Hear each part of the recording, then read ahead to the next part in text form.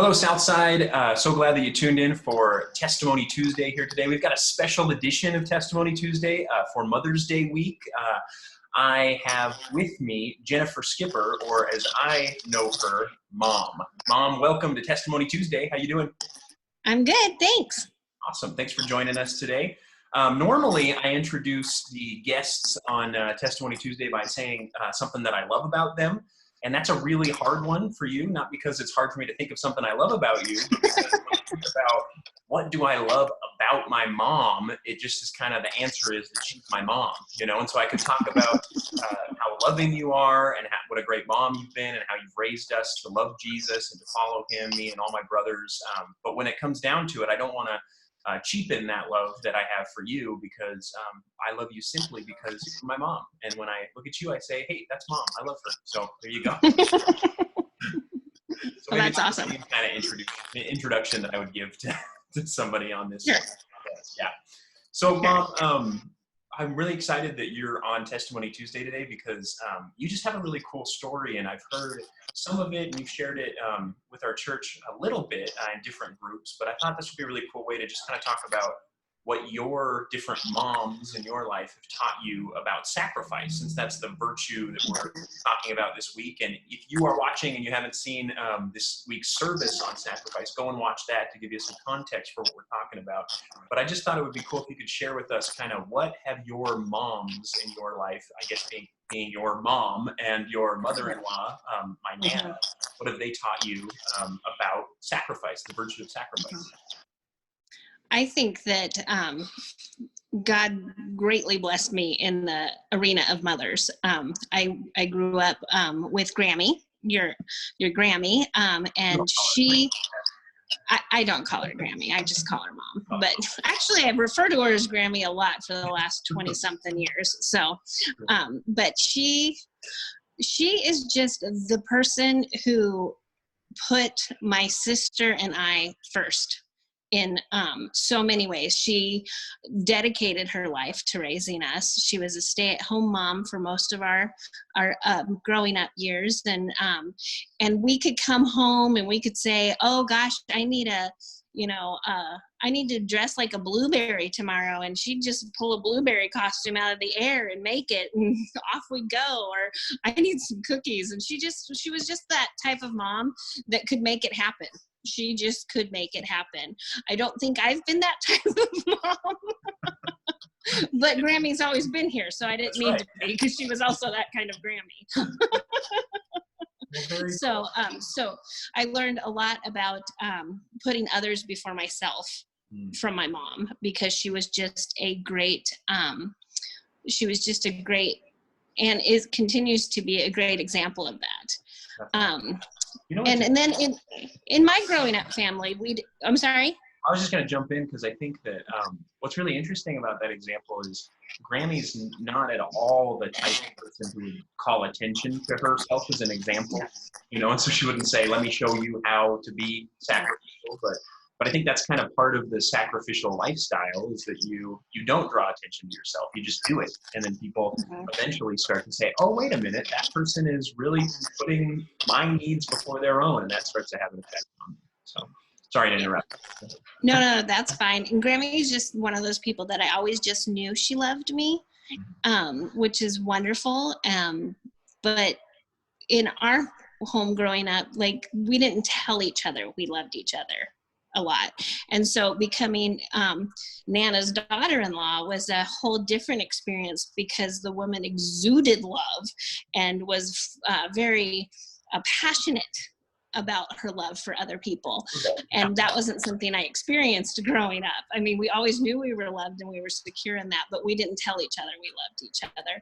And she would tell me all the time that she loved me, and it made me so very uncomfortable for a lot of years. And I would try to rush off the phone, because she would say that she loved me right before she got off the phone, and I'd try to stop and get off the phone before that. But it was wonderful that God used her to break down this weird barrier that I had, and I was able to tell you and your brothers often and lots of times, and continue to tell you how much I love you. And Yeah. And that was something that I learned from Nana, which was an awesome gift for me. And then also what I learned from both of them is that you guys, sorry about that, you guys both had such unique relationships with each of them. All of their grandkids. Grammy's got 8 and Nana had 12, and she had a special and unique relationship with each one of you. And that is another way of showing sacrificial love, really knowing that person, taking the time to get to know them, and their likes and their dislikes, and how you can connect with them in different ways. So as we go forward, I'm hoping to be a grandma just like that. So. Yeah, that's right. And you will have the opportunity to try that out very soon. Yeah. I know, and I'm very excited about that. So, well, I was just going to say that is such a cool connection to the passage that we looked at this week in 1 John chapter 3, verse 18 says, little children, let us not love in word or talk, but in deed and in truth. And both of my grandmothers have been great examples of loving in deed and in truth. And that's what really matters. You know, it's like you can say, I love you, I love you, I love you till you're blue in the face. But if you don't back that up with some kind of action that shows it, or worse, if you contradict it by living and showing something else, those words do just become. So I think that's really cool. That God has worked in your life to show you the value of not only saying I love you, but also doing it. And then not only doing it, but also making sure you say it too. So that's cool. Yeah. And then with Nana, of course, I had the opportunity to really show her some sacrificial love towards the end of her life. She died 4 years ago. Just this last week, 4 years ago.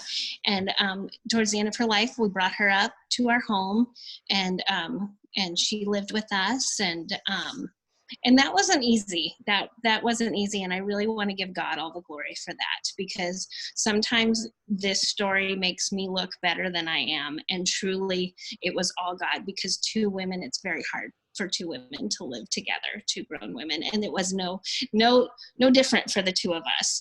Yeah. I would get grumpy sometimes, and I know that I stepped on her toes and she stepped on my toes, but in the end, God gave me such a gift, and by allowing me to care for her in the most intimate ways. When she was dying, we had her here in our house for hospice, and it will always be one of my greatest joys and greatest sorrows to sit with her as she passed from this life into the next. And I was able to read the 23rd Psalm to her in the moment that she was actually taking her last breaths, and pray for her. And that was a sacrifice, but it was also, like I said, it brought me one of the greatest joys of my life, and I felt God's presence so incredibly strongly in that moment. So sometimes our sacrifice brings us so close to the Lord in ways that we wouldn't have been able to without it. Yeah, that's really cool. So I'm wondering, one question that kind of came to mind, and it's not something that I asked you to think about ahead of time. So just putting that out there. When you tell that story, I think it is so cool how you turn attention to God's grace and how He gets glory for it. I just wonder, what did you see during that experience that really drew your attention to the fact that God, who is carrying through this, giving you the ability to have the kind of sacrificial love demonstrated that you need to be able to do in a situation like that? You know, when you're going through something like that, and you're doing things that you didn't think you would ever do, truly, caring, like I said, caring for her in the most intimate of ways, changing dressings. I'm not a nurse, and changing dressings, putting ointment in on different things. I had not any of my strength left. Yeah. And I had only God to lean on. And I think until you're in a moment where you truly know that what you are doing is so beyond you, you don't have that encounter with the Lord. Yeah. And that's what it was. It was like this huge encounter with the Lord. It's like he lifted me up. He held me together. He took me through step by step by step of, we're going to do this. And up until the time that Nana died, I was pretty afraid of death. I think everybody is afraid of death to a certain extent, but like I was really afraid of death. And the Lord walked me through that. And then the moment she died, his presence was so strong that there was nothing to fear. There was nothing to fear. And so someday when I face that moment of crossing over into his arms, I'm hoping that I remember his presence and know that there's nothing to fear. Yeah. Wow. That's a really, it's just an amazing story. And I love how you tell it. And it's just so cool that God gave you that opportunity, and then the position we have in our church to be able to speak into people's lives and inspire that same kind of thing. I just think that's really cool. And it's amazing how God does that. You know, he uses our experiences, he prepares us to be able to use those things to draw other people toward himself. And I think that's exactly, that's one of the reasons you have that story. So on that note, you are kind of our children's ministry director. Not kind of, you are our children's ministry director, Southside. And I just wonder, you know, on the basis of that story, what do you have any encouragement or challenge that you would share with parents specifically at Southside during this time, or just in general? What does that story lead you to share with someone else? You know, I've had this opportunity to share this story a few times because the mother-in-law, daughter-in-law relationship can be a difficult one. And Nana and I certainly did have our bumps and our difficulties at times. But when you let God be the center of a relationship, it's a beautiful thing. Even the bumps are beautiful, because I learned so much about being a daughter and being a submissive daughter, both to Grammy and to Nana. And that submissiveness, I just mean in service. I'm able to serve them. Because right now, Grammy's, you know, she's not going to the grocery stores and that kind of stuff. So I'm able to serve her. But also just to that relationship, it's that daughter-in-law, mother-in-law relationship is so important. And it's an important part of your marriage too, because yes, I'm the children's ministry director, but I work with families, you know, and when you can love the woman who gave birth to your husband, it's not just a gift to you and to the mother-in-law, it's also a gift to your husband. And I just think it strengthens families. It really strengthens families. And I've had people say, oh my gosh, I could never live with my mother-in-law. It's amazing what you can do when God has called you to do it. Yeah, absolutely. Well, Mom, one more thing that kind of comes to mind is, you know, as we just finished before all of this going through Philippians in church, one of the things that Paul does in that, he calls attention to himself as an example of kind of Christ-like humility and service that he's calling the church to. And then he also lifts up a couple other people, Timothy and Epaphroditus, and says, look at these men as examples of this kind of life that I'm calling you to, that God is calling you to. And I just want to say, as a pastor at Southside, you are a person that I would lift up before our church today. If you want to know what it looks like to love sacrificially, then look to Jennifer Skipper. Oh, thanks, buddy. For that for you. So, yeah, sorry about that. That means a lot to me, but yeah, thank you. Awesome. Thank you. Well, to transition from the heartfelt and the something a little more fun and lighthearted, it's time for our lightning round for Testimony Tuesday. So I've just got a few questions that will come up and just quick things that you can share from those questions. So first of all, a preacher, a book, or a song that has encouraged you recently? Hands down, Dave Long. Dave Long. I was ready with that one because I was a favorite pastor, Dave Long. Thanks. No, but I have, of course, been encouraged by both of your preaching. But honestly, a song is My Lighthouse by Ren Collective. Right. I've been listening to that one a lot because that's just, it's an easy, fun song, but it also just reminds me that God is steady, and where my focus just needs to be on the light.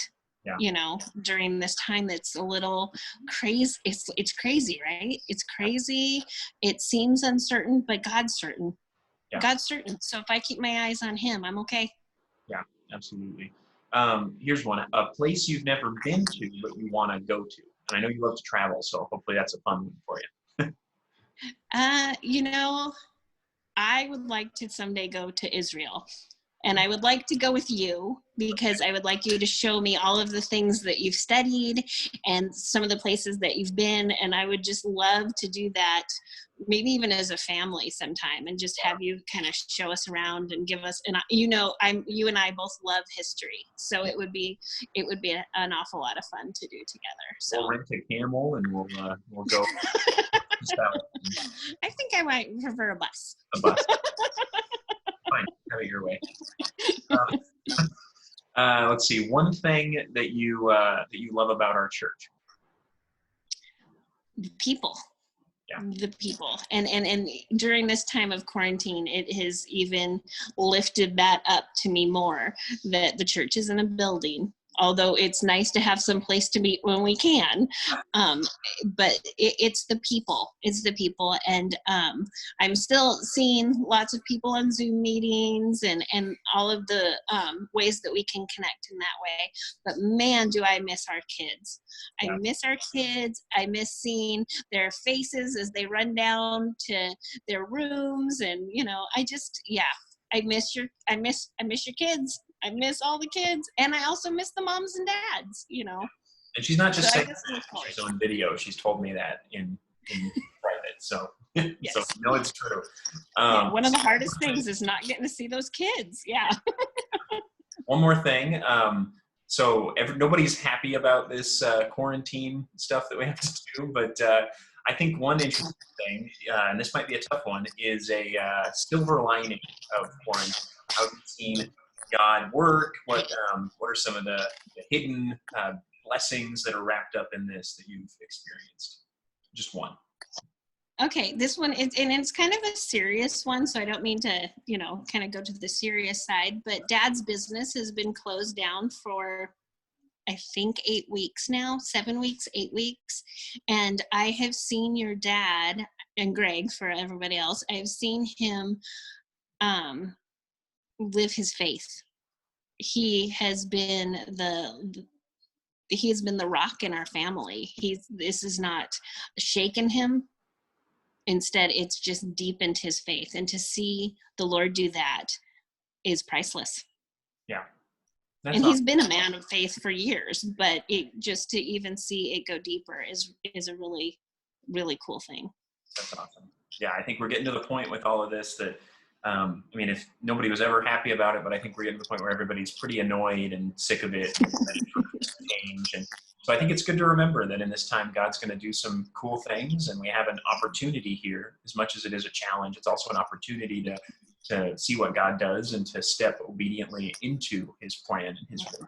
So, awesome. And then in ministry, real quick, one of the coolest things that I have seen is that people are stepping up in ways they never had before to be the spiritual head of their home, and kids are hearing God's word from their parents more than they're hearing it from anyone else. And that's the way it should always be. And so I just love the way he's strengthening families in their spiritual walk. Absolutely.